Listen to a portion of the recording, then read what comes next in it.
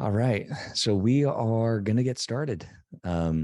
What I would like for us to do is many of you are familiar with mental skills. You've heard Coach Jay, Coach Jonathan, myself. Um, we've been talking about this from day one about the importance of mental skills. I'm actually going to go ahead and share my slides because I really want to do this in more of a presentation mode and invite you all to come and speak and ask your questions. Those who are already a part of the Academy, which many of you might be, you all know the importance of mental skills, and this might all feel like a refresher for you. Phil Jackson said it the best. It's creating these basic skills, the like breathing or neutral thinking, things that we do day in and day out, and making them sacred. So we can't get enough of practice, like putting, for example.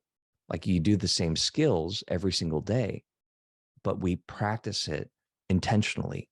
And that's the point of mental training. And that's what we want to introduce to you all. So I am going to share my slides and we're going to jump right in. So here we go. All right. So we are going to give you a high level overview of what we teach and the foundations of mental training in MPGA. Okay. So today's topics, we're going to cover four things. Number one, we're going to cover introduction to mental skills. So it's really a different way of preparing how to train in golf. We all know that golf is a mental game, and we know the importance of mental training, but a lot of us don't really know where to begin. How do we even start this whole process of mental training? So that's what we're going to introduce to you today. Number two, we're going to talk about confidence. Confidence is something that many of us has misconceptions around. We feel like we can only play our best when we're confident. But what about the days that we don't feel confident? How do we create it? How do we generate it? And where does it come from? So we're going to dive into a discussion on confidence as well. And then we're going to transition over to talk about negative thinking. Now, we all suffer from negative thinking, and we're going to talk about how the mind works and what we can do to navigate our negative thoughts. And then lastly, we're going to end with this whole concept of the neutral zone, a really important concept that we talk about in MPGA, our academy. We really hone in on practicing getting to neutral. So we're going to talk about what it is, how to do it, and how to actually be in it and be in that state. And for those of you, like, I see you, Lydia, I see you, Inho, Ryder, those of you already know this concept. But again, a lot of our students who practice this day in and day out, every single day as part of their basic warm-up and basic routine, they can get to the neutral zone with one breath. And it's really hard to do. And we get in and out of it, but it's how do we keep reminding ourselves to stay in it and when to stay in it. So we're going to talk about that today. So let's go to the first topic, introduction to mental skills. So the MPGA approach, we really firmly believe in these three foundational skills. Number one, this first concept that we believe in is that mental training is basic. It's not rocket science, but it's hard. It's basic. It's not rocket science, but it's hard to do. So it's not easy. So, a lot of people who start their mental training journey, it's almost as if they think that, you start working with a personal trainer. Let's say you have a goal of getting a really fit body. Let's say you want to get some muscles, right? You want to beef up on your shoulders, your biceps, get some ripped abs. And so you hire a personal trainer to target those areas. And you go into the gym and you sweat it out. Like you have an amazing workout. And it was just very refreshing, cathartic, and you really worked hard. But you don't necessarily expect to get ripped muscles in one day. What does it require? What does it take? It takes consistency and it takes longevity. You have to target these muscles. You got to work on it and break those muscles, break the old patterns to create new ones, right? You're stretching into it and you feel pain in the beginning. So just like this, our brain and how we train our mind, it's really around the same concept of a lot of times this stuff is really uncomfortable and we often get exhausted practicing these skills, even though it's not tangible like the physical aspects of it. It's very practical in what you can do to train it and practice it. So mental training is just like physical conditioning in that you have to work on it consistently and it takes time. It doesn't happen overnight.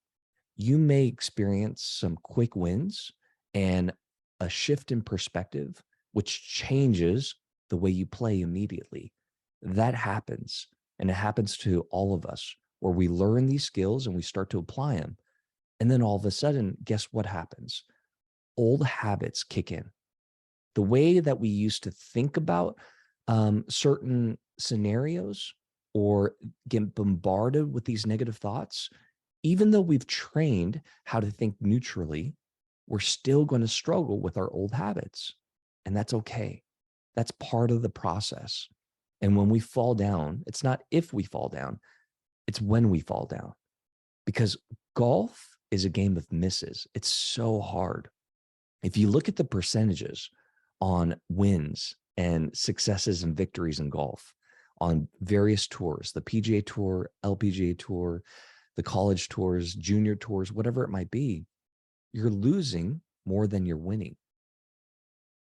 So how do you deal with those losses?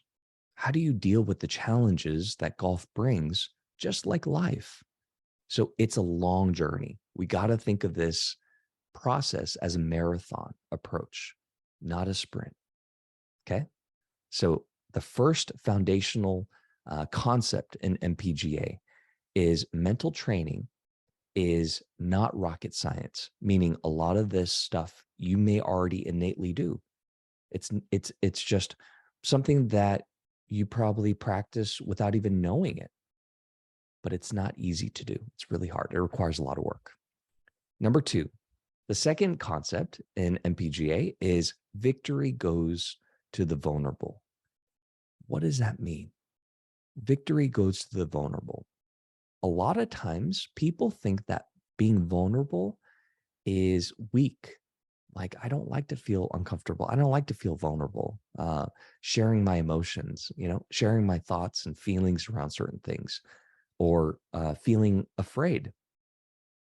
Vulnerability, what they say in the research is that vulnerability is our most accurate measurement of courage.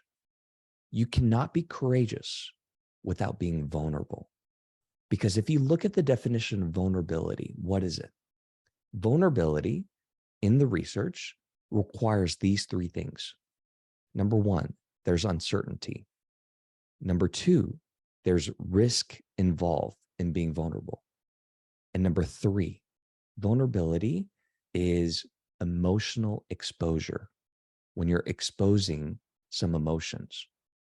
So why this concept of victory goes to the vulnerable?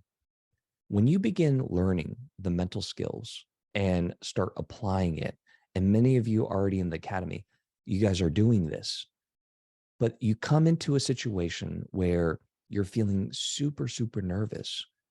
And oftentimes we gravitate towards old habits or old patterns of way of thinking, and it's comfortable. We keep doing the same things, thinking that it's going to work because it's comfortable, rather than challenging ourselves to do something different in that moment.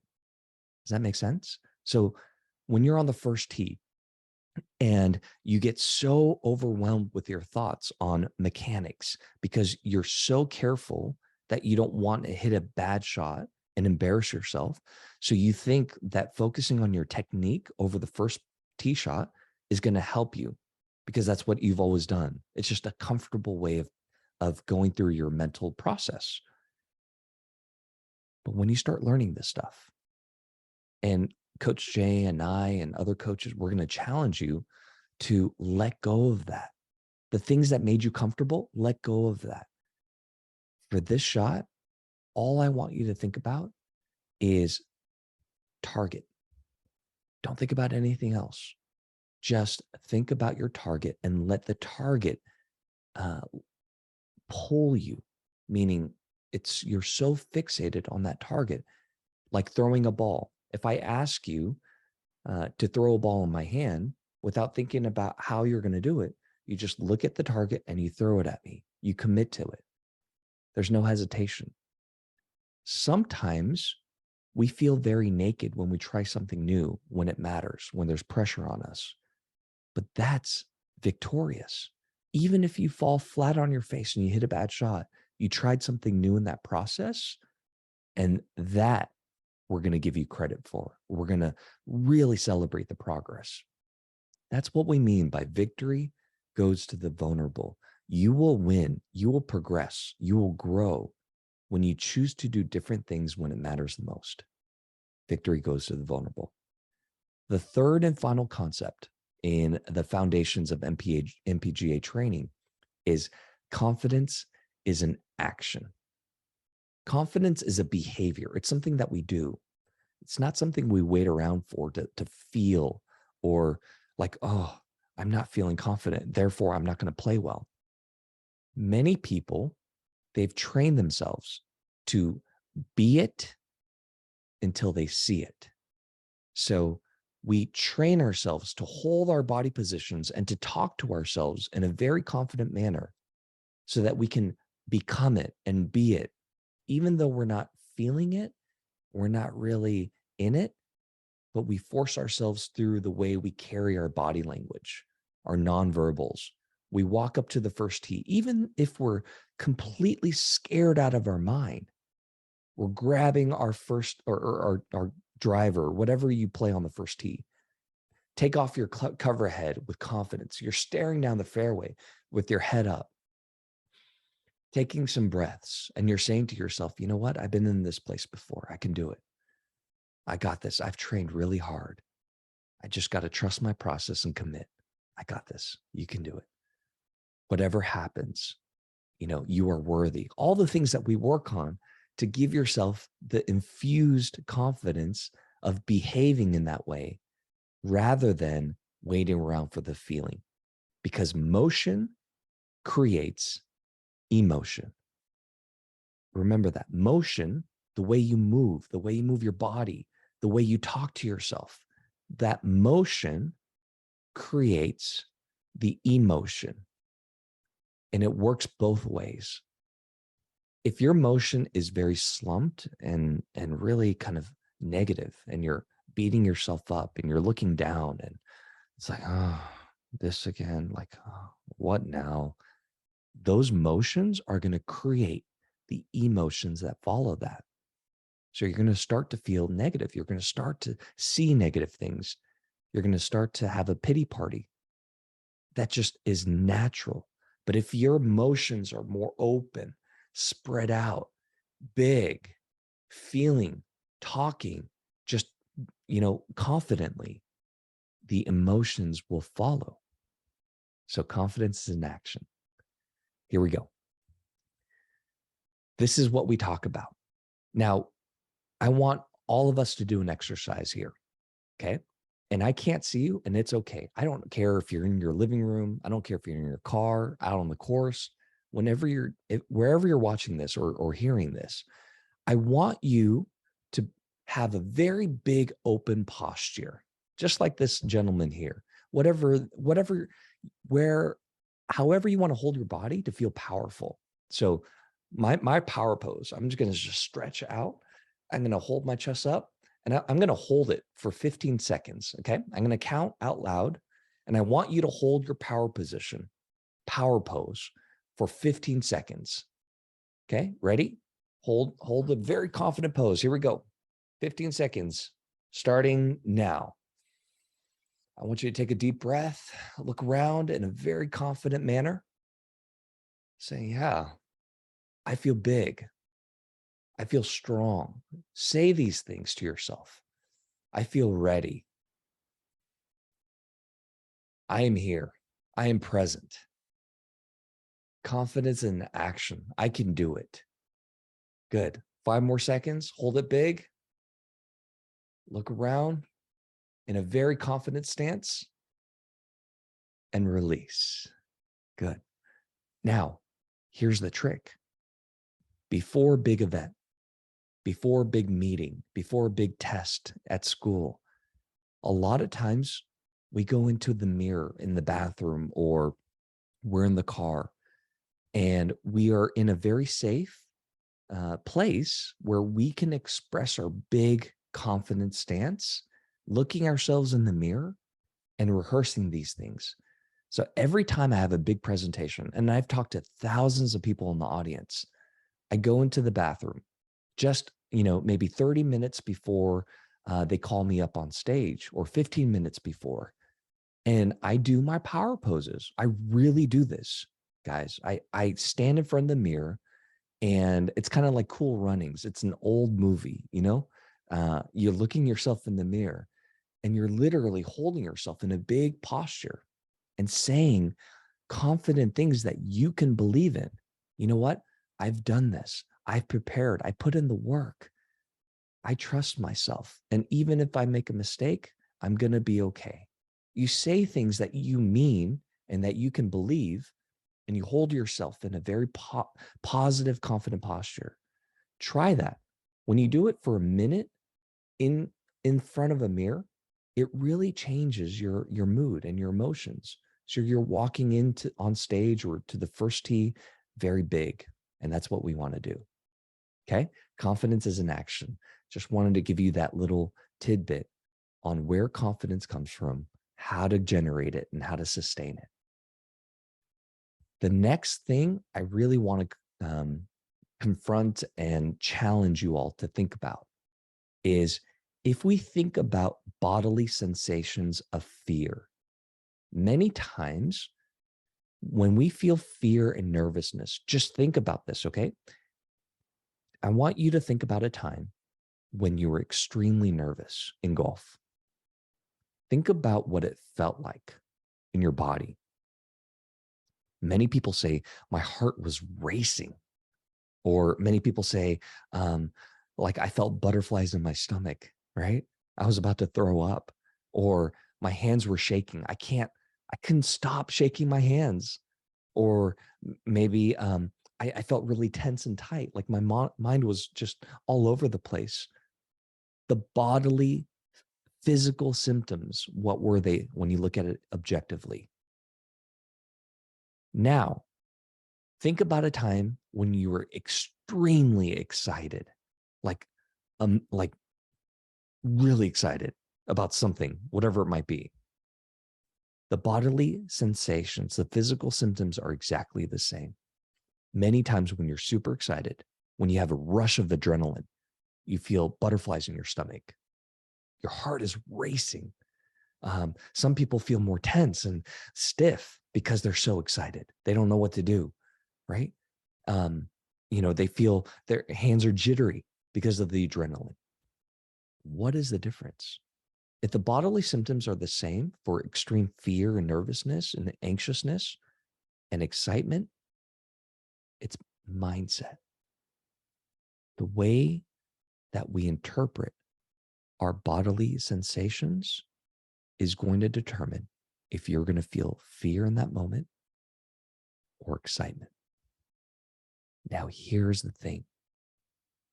When we begin to feel the physical sensations of butterflies in the stomach, heart racing, we can train ourselves through visualization, through mental training. We can actually train ourselves to interpret that as excitement rather than nervousness and fear.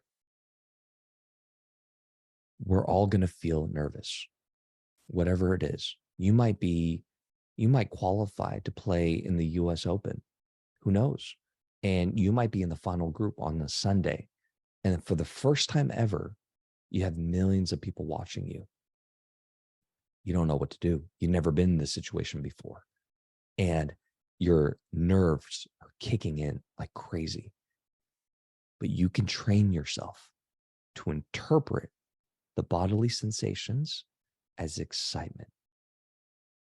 One thing to note is that a lot of times when you're feeling super, super amped up, many people say, okay, I got to calm down. I got to really relax. I got to get rid of these jitters. And a lot of times it makes it worse. Why? It's like a train that's going super fast. The adrenaline, your heart rate, your heartbeat, everything's elevated and escalated and up. And to go super calm is the complete opposite of that. And it requires a lot of energy to do so.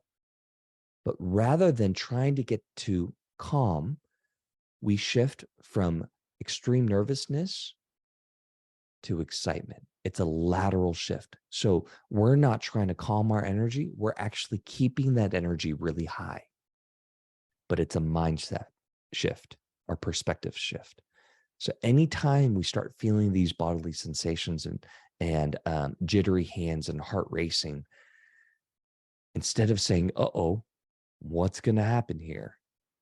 We interpret these bodily sensations as excitement and literally exclaim and say to ourselves, I'm excited. And you got to really figure out what you're excited about. That is a trick. And we call those anchor phrases or anchor words. And when we anchor a thought, and then we have a process that we teach in MPGA, when you anchor yourself to something that you can get excited about, a process that you've been training that you really want to implement right now, then all of a sudden you change that fear and nervousness into excitement. And that takes practice. That's what I wanted to share with that slide. All right. Navigating our negative thoughts. Navigating our negative thoughts. Did you know that on average, a human being has around 50 to 60,000 thoughts a day? And typically these negative thoughts or these thoughts that we have, the 50,000 thoughts that we have in a day are typically negative. Why? Is because we were trained from the very beginning of time to look out for safety, right? We were looking out for saber-toothed tigers or gorillas or lions that were going to really threaten our life and our family and our loved ones' life. So we were always constantly looking for patterns and things to protect ourselves and the ones that we love. That was how our brain was wired and how our brain was trained. So oftentimes when you're waking up, the first thing we think about is our to-dos and threats and tasks and things that we have to accomplish out of fear, out of necessity. So when we're navigating life and we're often seeking out threats, what's going to hurt us? What's going to threaten us? How do we protect ourselves, our image? Now, these days, instead of that threat being the saber-toothed tiger, the biggest threat to the human race in our mind is fear of other people's opinions. That's what we fear the most. Oftentimes, without really going into it right now, but fear of other people's opinions has been like the thing that really triggers our thoughts. So we're on the tee box. We're afraid of looking foolish or feeling ashamed, or what is my dad going to think if I mess this up? Or, what is coach going to think? My playing partners, if I keep stepping out of my shot, am I slowing up play? I don't want to look foolish. Everything, all these negative thoughts and these threats are coming from fear of other people's opinions, oftentimes as the root. Now, navigating our negative thoughts, how do we do that? What do we do when these automatic negative thoughts appear? In psychology, we call them ants, automatic negative thoughts. We have no control over them, and they just randomly enter our brain and really kind of take over like a virus when we attach to them. Here at MPGA, we learn to observe and detach from our thoughts. We are not our thoughts. We have thoughts, but we don't become them, if that makes sense. We can choose what we attach to. Let me give you an example. It's like this. We all watch YouTube. And, when we pop up a video, let's say, Lydia, I send you a video to watch on how to create or how to make more 5-foot putts. And I send you this link and you open it up. Instead of that video that you're expecting to come up, what typically pops up? An ad, right? An ad pops up. Now, we have no control over what type of ad pops up, how long it is, how flashy it is, what concept it's about to share or story it's about to share. We have no control over that. But many of us, even though we're like just watching this ad, we're not engaging with the ad, because in 5 seconds, there's a skip ad button that's going to appear. We know exactly what we're waiting for, and we know exactly what to do. We don't panic. We don't freak out when an ad pops up instead of the video that we're wanting to watch, because we know what to do in that moment. We know what we're waiting for. Just like mental training, there are going to be ants that are going to disrupt your thinking and your process. They're going to pop up randomly at the most inconvenient time. Instead of freaking out when we have these thoughts, we detach from it. We may observe them. We're noticing it, just like we're noticing these ads, but we're not completely engaged with the ad where it takes us away from the original video or the original intent of what we're trying to do. The skip ad button is a practice that we can also control in our brain, and that's called the neutral zone. Now, how does this work? Many of you in the academy already know that there are many ways for us to get to the neutral zone. Now, I'm going to teach those who have never heard of the neutral zone a simple concept that we teach here at MPGA, and it's called circle breathing. Okay? Now, what is circle breathing? Where did it come from? And then we're going to do an exercise on doing it together. Circle breathing is a concept that engages our mind and engages our body, our arousal system of breathing and thinking and counting at the same time. Why does counting work? Why does that help us get to neutral? Counting works because it's a neutral stimulus. The more you focus on counting, it's not going to create stories or emotions in our body. When you have trouble sleeping, a lot of times they say count sheep. Now, it's not the sheep that make us sleepy. It's the act of counting, because it's neutral. It's not going to jump into the future. It's not going to think about things in the past. When you count and you're completely engaged with counting, you're right here in the present. Circle breathing taps into that theory and regulates your arousal system, your body at the same time. So it goes something like this. You're counting silently in your head. And for those who already are very intimate with circle breathing, let's model it. Let's practice this again.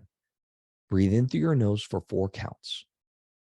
Hold your breath for 2, and slowly exhale through your mouth for 6 counts. So again, breathe in through your nose for 4 counts. Hold your breath for 2, and slowly exhale through your mouth for 6 counts. That's one cycle of circle breathing. Okay. Now, the trick here in effectively getting into the neutral zone is to detach from whatever you were thinking Whatever distraction or thought or memory that you were thinking is to let go of that so you can fully and completely engage with counting and breathing at the same time. So here's what I want each of us to do as an exercise. On your own, I want you to take 5 cycles of a circle breath right now. So again, the pattern 4, 2, 6, and on your own, take 5 cycles. And when you're done, you can just use the chat function and let me know with one word how you feel after the 5 cycles. So here we go. 5 cycles start now.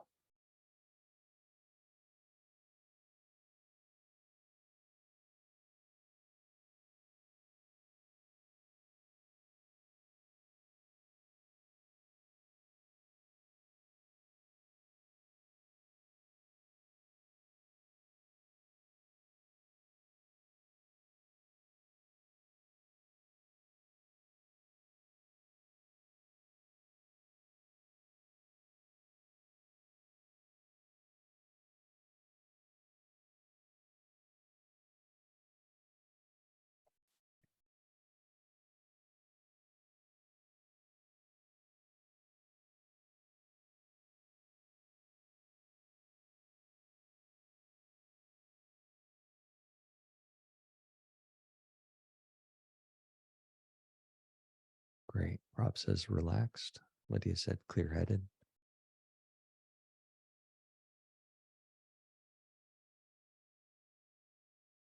Zoe says calm.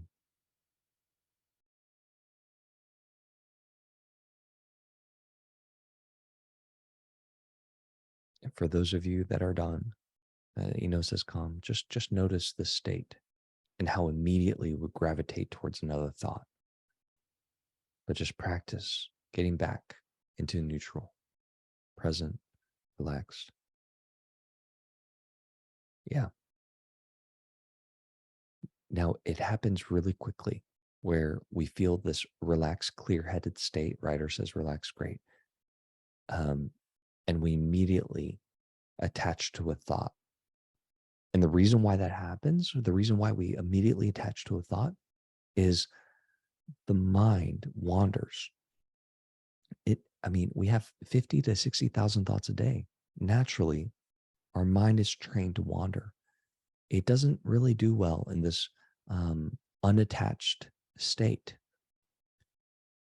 However, when you ask people who are in a flow with their golf game or with anything, if you've ever experienced flow, like a runner's high or just making 10 birdies in a row and you just, were blacked out, you're not really attached to any thought. You're not attached to anything.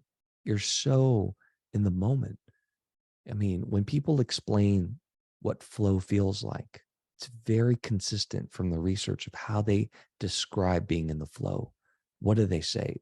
A lot of times they say they don't remember. They kind of blacked out. Some of them say it felt like time slowed down, like I was in complete control. Like I couldn't miss everything I looked at. I put and it went in. I couldn't miss. People say I just felt really calm out there, and I wasn't really even trying. Like you'll hear these consistent themes of when people are tapping into flow, and when you're in the complete opposite mindset and state, it's hard work. It's not fun.